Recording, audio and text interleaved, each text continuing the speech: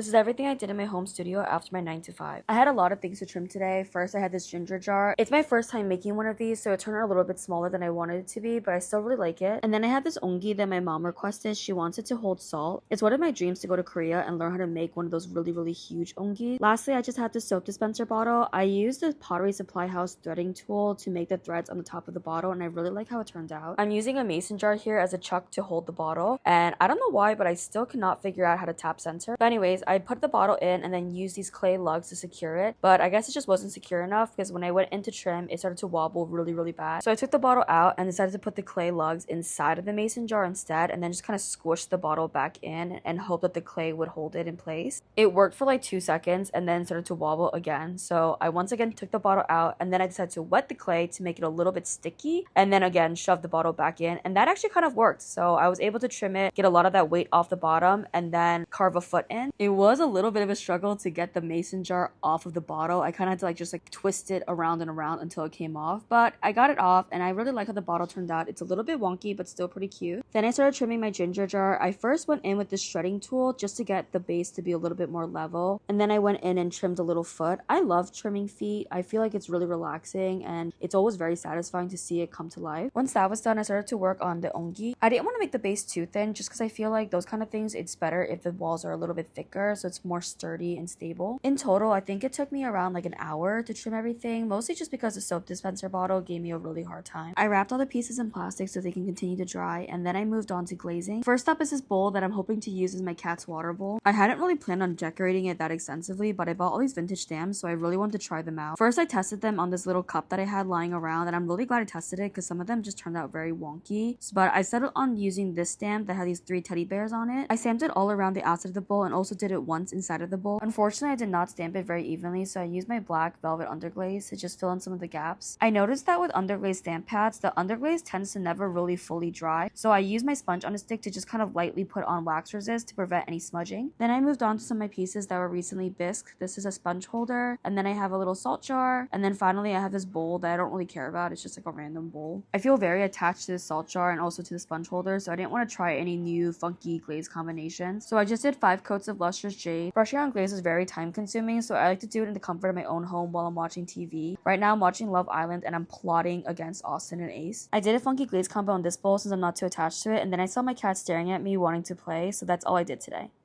Okay, bye.